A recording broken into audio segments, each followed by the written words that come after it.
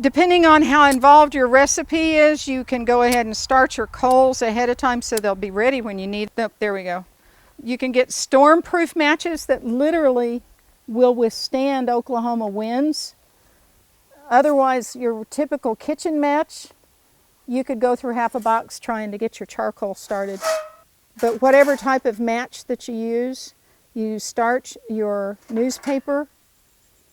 And I usually wait a couple of minutes before I go and do anything else because it'll first start to put out lots of smoke, but it may not be burning well enough, though I think this one's going to actually start the charcoal. So you might have to add additional paper, but this one I think we're going to be fine.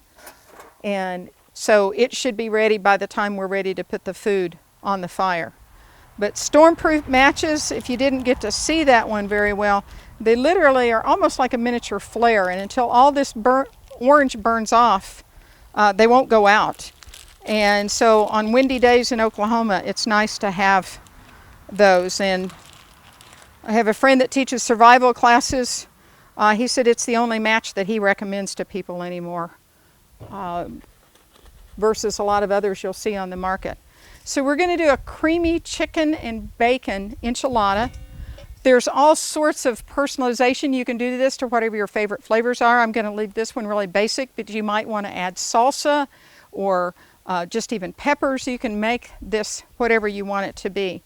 But basically, you are going to use canned chicken, and especially if you're in a camping situation and you want to have chicken, the idea of having canned chicken, it reduces what you have to have refrigerated.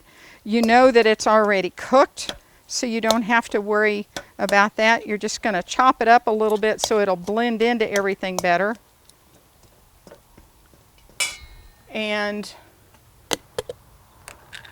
we'll probably use about all of the yogurt that's in here. I find a lot of times I'll use yogurt instead of sour cream. Just again, tartness of flavor. You can either go for low-fat yogurts, and this one's particularly a Greek yogurt. Add that in, and then we have a block of softened cream cheese. Now, if you're in a camping situation and you think, okay, I don't have the microwave, so I can soften the cream cheese, put it in its foil packet, setting in the sun for a few minutes, and it does it itself. So even when you're outdoors. Otherwise, you'd want to keep it refrigerated in your ice chest. Now we've got the chicken, yogurt or sour cream, and cream cheese. And then I like to use the jars or packages of pre-cooked bacon, and it's real bacon. 3-ounce jar is about the equivalent of a half pound of raw bacon. And until these are opened, they don't have to be refrigerated. Now I do know that there's going to be a little package down in the bottom of this that helps absorb moisture. You want to make sure you pick that out. That kind of seasoning we don't need in the enchiladas. But add the bacon, and then you're just going to mix this all thoroughly so that it's blended so that each enchilada that you're going to fix has all this good stuff in it. Now you can, and I usually do, once I've got this thoroughly mixed, I'll actually go ahead and put some cheese in the enchiladas as well as we'll put some on top. Now I have become a big fan of parchment paper since a friend of mine showed it to me, and you can find it everywhere now. A few years ago, you almost had to order it from specialty baking stores, but now with the different food channels and cooking shows that are on everywhere, everybody's figured out, even small town grocers, to have parchment paper available. Now it's different. It's not wax paper. It's not freezer paper. You'll like Reynolds does one, and it says parchment paper. It's oven safe and non-stick. The non-stick are the key words. You can tear this off. Unless you'd be in a Dutch oven cooking competition, which a lot of people like to do, if you're just making this for your family, it doesn't have to be picture perfect as it is down in the oven. But if you want it to be, you can actually even buy packages of pre-cut parchment paper that's cut round so that it works in a Dutch oven. Now, since we've got a little bit of a breeze, I'm going to put the lid on so the paper doesn't go airborne until I get a couple of enchiladas mixed. Now I'm using corn tortillas. You could use flour, you could use yellow corn or white corn. And you just, however much filling that you want on there, and then can still get it rolled. And then you just start laying them in the oven. It's a little too much on that one.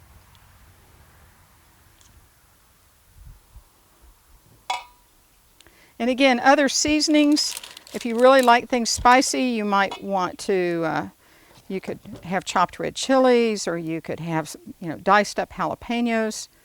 Again, personal preference taste, but this gives you the basic recipe to start with.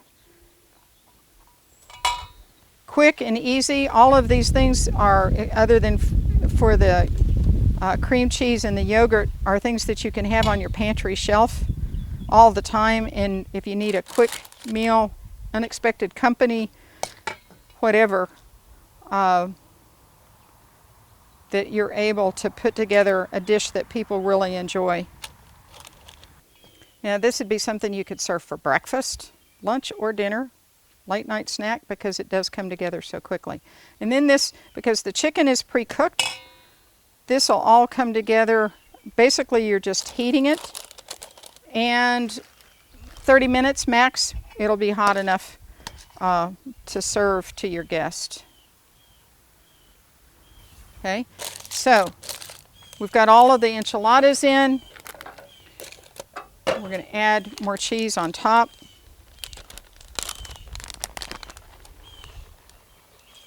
Now you may want to grate your own cheese, but it's also handy, especially if you know a recipe calls for a certain amount of cheese, and you can buy these packaged this size. You know that it's got 2 cups worth of cheese in it.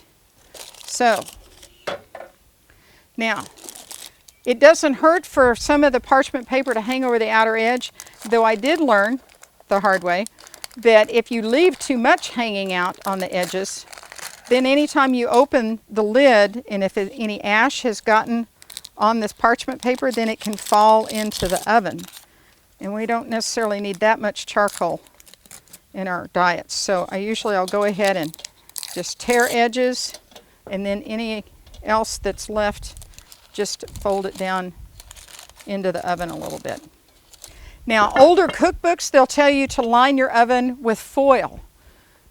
That works as well, but foil can tear more readily when you're trying to serve. And so I like the fact that even if I get some of this mixed in with the food, which usually doesn't happen, it doesn't hurt when you bite down on it like it might for a piece of foil. So our coals are started. What I like to do, and rather than trying to take coals out of the chimney, I'll go ahead, and we're going to have a little bit of ash blowout from the newspaper, but it's not anything that is going to be hot enough to burn anything. Sometimes I can get it back in the pan. I'll count out how many coals I need on top. We've got a 10-inch oven, so we're going to cook at 350 degrees. So 2, 3, 4, 5, 6, 7, 8, 9, 10, 11. We squeeze a couple more in there. And again, usually by the time you've got them all the way around the outside edge, that's about what the number you're going to need, but it's always good still to count. So we have 13 on the lid, and we'll have 7 underneath. So once you've got those in place, we know all of these are burning because they've got gray on them, and then you set it over. Now sometimes you might have to spin your oven a little because the legs might be trying to set on a coal, and so you just, until you can feel it set firmly, and then look to see if you maybe need to scoot those coals slightly in under the edge of the oven all the way around so that the heat is getting to the oven. look at your watch, or if you don't wear a watch anymore and you look on your phone, check your time. We've got a little bit of a breeze. This is going to need to cook about 30 minutes to be hot completely through. Now, enough of a breeze, still not a gale yet, but an inexpensive thing that you can use for a windscreen would buy some metal flashing. But if you've ever worked with that, you know it's very sharp on the edges. When I've covered all the edges with duct tape and then need to recover a couple of corners, but that protects it, or protects you from those sharp edges enough that then literally, another reason that the fire pans are handy, you can set this down inside the fire pan and now you've got a windscreen. The wind can blow all at once, but it's going to go around the oven and not carry off the heat.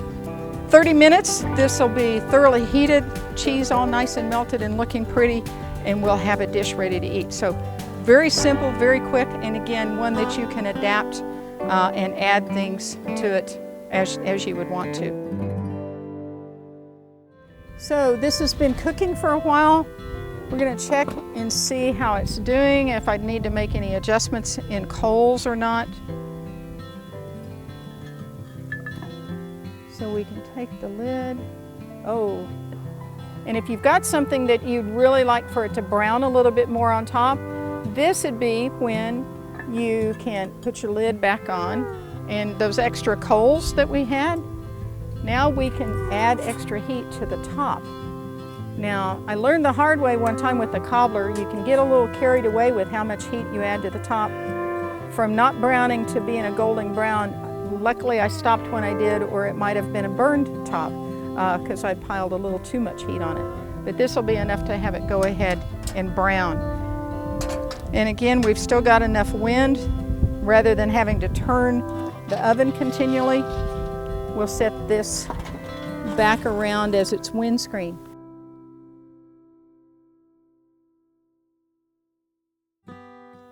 Okay.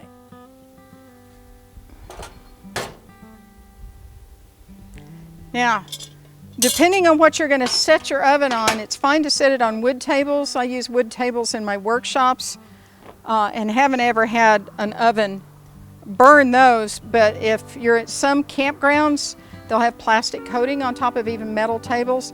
Put an old bath towel down to set your Dutch oven on so you don't run the risk of something melting. Or if you're cooking at home at this glass top table out here on the patio, you wouldn't want to set this hot, even though that might be tempered glass. I don't know that it's ready for that much temperature to be set on it. So now, just to give you an idea, I'd serve out of it just like this is, but if you want to see a view of why to line with parchment paper, I can actually lift this out, and then to see the inside of the oven. Now, once it would cool, I'd wash it with water, and since nothing leaked out of the parchment paper, a good washing and drying and then lightly re-grease to store it. That's about all this oven would need. A lot of times, though, with recipes that do have meat in them, I will use just a spot of soapy water, wash the ovens, then rinse very thoroughly to make sure that all the soap is out. But Dutch oven doesn't have to be intimidating. It's a fun way to cook. It gets you outside and you get to enjoy nice weather. And if you only have one Dutch oven, or if you don't even have one but you're considering buying one, then ask all your friends. A lot of times you'll find other people also will have one Dutch oven, and have a Dutch oven gathering. Everybody brings a different dish, or you all get together and cook together even at the same time. So really is a potluck, but with a historic twist.